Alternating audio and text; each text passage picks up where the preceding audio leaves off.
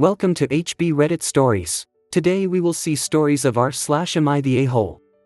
Am I the a-hole for not being supportive of my girlfriend's decision of running a half marathon? I, 28M, have a girlfriend, 28F, that just recently decided to sign up for a half marathon come December. The reason why she signed up is because she doesn't want to go to an event that's also happening that day, so she has a built-in excuse. That's pretty wild to me. She asked me beforehand and I told her I thought that was a bad idea. She doesn't like running, nor does she runs, and she could find another excuse that isn't running a half marathon. She still signed up anyways. She then told me that she will follow a 12-week plan for running the half marathon that was given to her with her inscription. Here's the thing, I'm a runner in an elite running club. I've run over a dozen half marathons and countless 5Ks and 10Ks in my life. This summer I ran a 10K and a half marathon. I finished 5th overall in the 10K, and 12th in my category for the half marathon. I'm by no means a good runner, good as in make a living running, but I do know what I'm talking about. She's often talked about wanting to get in shape, which I've always encouraged but never pushed for. It's not my place. About a month ago she started to go to bar classes and she's enjoying them quite a bit. I've gone with her a couple times too. So I assumed that going to bar classes was the final motivation she needed to sign up for the half marathon. Anyways, I advised her to start walking and jogging now before she starts the 12 weeks program. I told her that she needs to build a cardio base before she takes on a half marathon program that includes jogging, repetitions, intervals, long distance, hills, etc. She doesn't want to because she's not willing to stop going to bar classes and she gets tired doing 2 workouts a day. I told her that a half marathon is a lot mileage and that she needed to get extra prepared so she doesn't get injured in the race. She said she's not interested in achieving a good time, and just that she wants to finish, even if it's walking. Also that she has a cardio base from playing basketball growing up. She stopped playing basketball 8 years ago. I told her that she made this commitment and that she should take it more seriously. 12 weeks for a half marathon is a pretty standard program when you have been running and you want to hit your peak in the race, not when you're about to start from scratch. That was the last straw and she got really upset with me, saying that I was trying to put her down, not being supportive of her, and that it's not easy for her when her boyfriend is in great shape and she isn't. At that point I apologized for making her feel that way and that I would drop it. I do feel that I need to find a better way to approach it, but I want to know, was I the a-hole? Top comments. You are the a-hole. Oh no, she's doing my thing and she's not doing it the way I think it should be done. That's what you sound like. OP replies. Honestly, that's a good point. It's hard for me to understand how I sound to other people. Point taken. I think you're not the a-hole, but I also think the way you wrote this is causing a lot of people to misunderstand you. I think a lot of people are interpreting your "take it more seriously" as really try to get a good time. But I don't think that's what you meant. I think you meant take more seriously the potential for self-injury in jumping into the 12-week training course, since that course is meant for people who are already runners. So, you're worried about her hurting herself, and that's a legitimate concern. Hell, just walking 13 miles in a single day is a lot. Is that what you meant? OP replies. That's a good point. I never meant to say, you have to make a good time, but instead, you have to take your training seriously to be prepared to run such a long distance. I should have been more clear there. You are the a-hole. It's just a half marathon. She can walk it if she wants. She can quit if she wants. She can sleep in instead if she wants. There's no consequence for not running a half marathon that she signed up for. It's not even that big of a commitment. No one, except you, are going to care if she doesn't do it. The only risk is if she doesn't train, and pushes her body too hard at the marathon and hurts herself. Rather than acting like she should become an avid runner just because she signed up for a half marathon, you should support her decision to participate in the marathon at her comfort level in a safe way. She isn't risking injury yet, so you are out of line with your lectures. As for taking the commitment seriously, give me a break. Running is your hobby, not her life's work. Next story. Am I the a-hole for refusing to take a photo of my sister to college with me? Before my parents had me, 18M, they had my sister Emily. Emily was 3 years older than me and she died when I was a few months old. My parents never recovered. My whole childhood I was in the shadows of the child they lost. I get that grief does things to people and that losing a child is the worst loss a parent can suffer, but it was like I didn't exist most of the time. They talked about Emily all the time. Sometimes they could acknowledge she was gone, but more often than not she was talked about like she was still around. The most attention I got from my parents is when they force-fed words about how much I loved Emily. It never came natural for me to say, "I love Emily and I miss her so much." I didn't know Emily, but I did feel haunted by her. I had a big photo of Emily on the wall opposite my bed growing up. They wanted me to fall asleep to my sister looking over me. It always felt creepy. But they had photos of her in every room, even the bathroom. I remember trying to take the photo in my room down and my parents had a hugely explosive reaction. Like I'm talking, they yelled so loud the neighbors came to check on us. Emily's room was never touched after she died, and sometimes my parents would sit in there for hours sometimes. I was also forced to sit with them in there sometimes. But I had to be very careful because I couldn't touch anything or make the room filthy. Extended family were always so caught between being nicer to me to try and make up for my parents or coddling my parents and putting the weight of their grief and Emily's death on my shoulders. They would tell me not to be so harsh on my parents when my parents would let me down. My parents could never celebrate anything I did. My extended family tried to fill that gap, but sometimes it felt like they came just to lecture me about compassion and understanding. I did good through school despite getting no help or support from my parents, and I got a full scholarship to college. Before I left, my extended family came over to say goodbye and celebrate a little, because there could be no celebrating me at my parents' house. My parents had these photos of Emily for me to take. They told me I'd need them for my dorm. But I left them behind. I didn't want to take photos of Emily.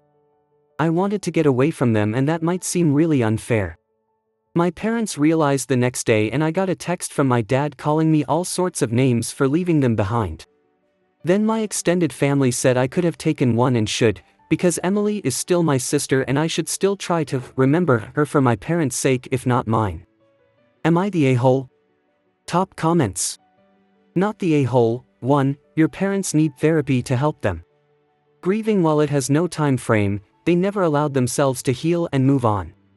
I hesitate to put this, but you might even benefit from at least talking to someone outside your family about this too. They might be able to help with the following. 2. You need to just tell them exactly how you feel, and remind them you never knew Emily. Yes, she will always be your angel sister, but you have no connection to her and they need to realize that.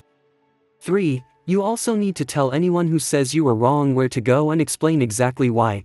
If they can't respect you as an adult, which you are, for making a decision for yourself and your own mental health, then you don't need them. OP replies. I can't talk to my parents about it. The reaction when they saw me moving the photo or trying to was bad enough. But if I actually say anything that they feel is too dismissive of Emily, it won't end any better. They are not people I can talk to. We never had a real conversation before. This is a big one. Not the a-hole in any way at all. Your parents need help, and it's very sad that they never got that. You should be proud and allowed to live your life. I wish you all the best in this next phase of your life. When you are older, maybe you can try sitting down and really talking to your parents about all of this. This likely can't happen until they get help, which they seem unlikely to. I wish I had something better or more helpful to say. Just know that you are not the a-hole at all. OP replies. Yeah, I don't think there'll ever be a time they agreed that they need help or where they'll accept help for grief. Not the a-hole, but I can't imagine how hard it must have been growing up like that. I'm so sorry. As others have said, your folks need professional help. OP replies. I know it messed me up growing up like I did. It ruined the legacy/memory of Emily for me. I already didn't remember her, but then to have her memorialized the way she was, pushed on me, spoon-fed all these loving words for her, the photos, the fact that I could never be important because of Emily, something my parents did tell me. I'm pretty sure I have years of therapy ahead of me, and even then I'm not sure if therapy alone will be enough. But I'm free for the first time, so at least I can sleep a little more comfortably. Next story. Am I the a-hole for calling my brother-in-law an arrogant snob and a hole for not respecting my boyfriend and not wanting to pay him for his work? I, 32F, have been with my boyfriend, 34M, for almost 7 years now. My sister, 34F, got married about a year ago to her long-term boyfriend, 36M. Shortly after my sister got married, she became pregnant with my little nephew. About 3 months after he was born, brother-in-law asked my boyfriend, who is a mechanic, to check his car. He happily agreed, ordered new parts, and it took about 3 hours to do the whole service and renew everything necessary. All went fine, they had fun chatting a bit, and we agreed to meet for coffee the Sunday afterwards. On Saturday, my sister called me to ask how much they owe to my boyfriend for the work. I told her I would ask and got back to them with a text saying that the total would be €150. For comparison, if brother-in-law would have went to a car shop, he would have paid around €900.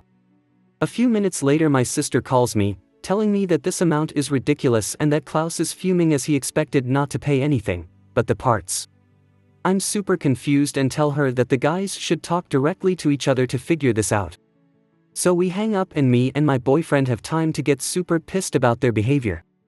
For the greater context, you need to know that my brother-in-law always made clear that he doesn't like my boyfriend. Saying mean things about this blue-collar clothes, family, hairstyle, music taste, etc. My sister always made sure to tell me about those comments, forcing me to stand between the sides, so I repeatedly ask her to stop this and accept that he is the man making me happy. Anyway, my boyfriend was willing to again swallow his pride, give up on the money, and to talk like a normal family when visiting them and the baby the next day.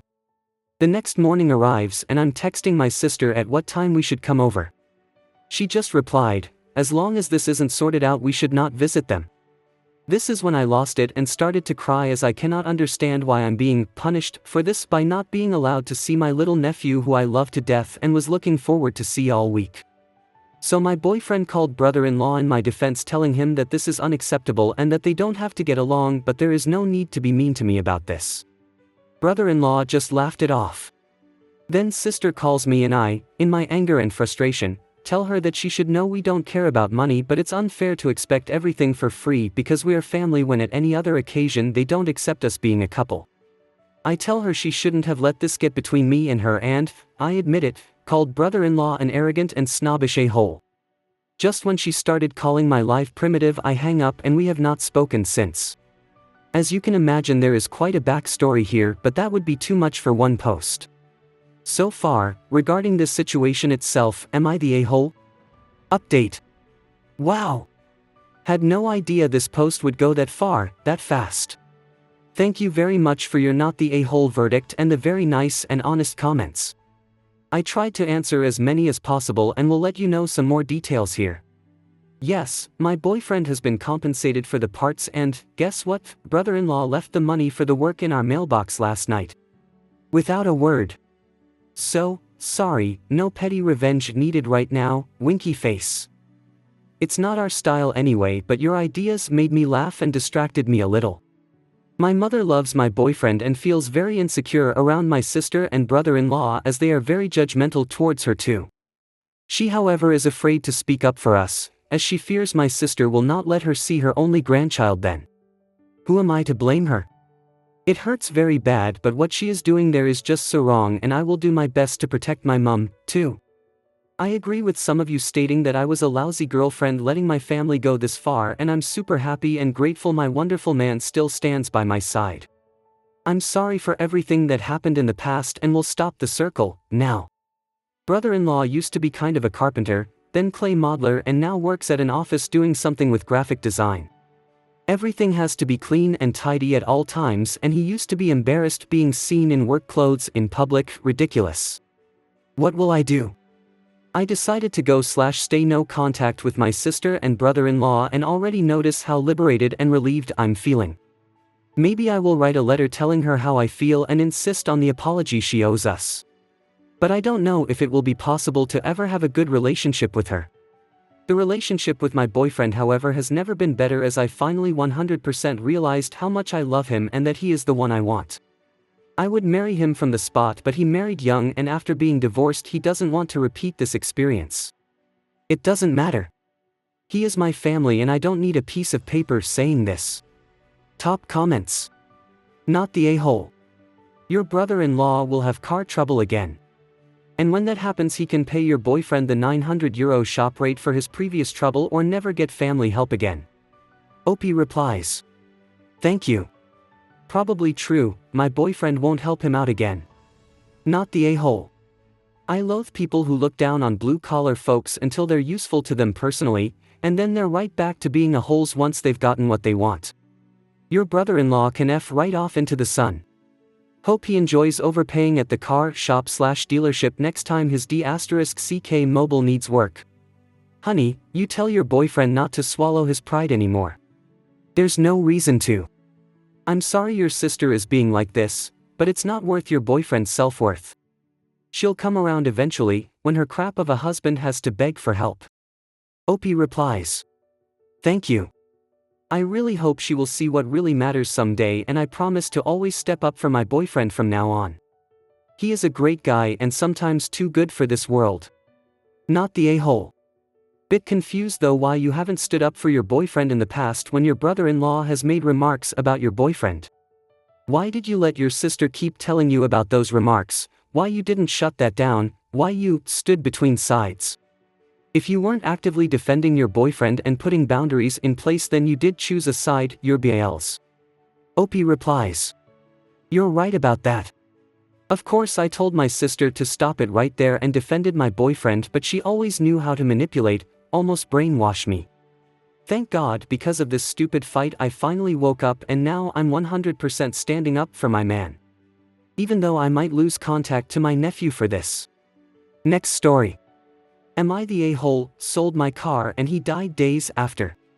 Hi everyone, little backstory. I sold my car on July 25th to a young man who drove around 1.5 hours to come get it.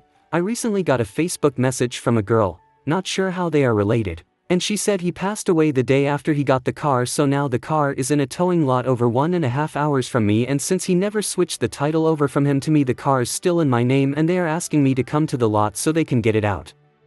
Am I the a-hole for not wanting to do that? I have a little baby and work 50 hours a week and she's rushing me to come so they can get it out. Edit. She said he passed the next day, but the police said it was over a week after he bought the car from me, so he had time to switch the title and didn't. Edit. I called the towing company. I will be responsible to pay for the car to get it out of the lot because the car's in my name still. It's already over $1,000. Last edit. I work till at least 5 every day and she's asking me to take a day off or leave work early since it closes at 5. I can't take off time, it's my second week here. Top commensanta, but you should check with your local DMV. You may be held liable if this doesn't get sorted and the car is left illegally parked or abandoned. Do you have a bill of sale? OP replies. No, I meant to take a picture before of it, but I forgot when I was actually giving it to him. This sounds really fishy, OP. I would reach out to your local police department for advice on how to proceed. You found out from them when he supposedly passed away, but I would be leery of someone trying to scam you here. I hope you guys liked this video. If you did, make sure like, comment, share and subscribe the channel HB Reddit Stories.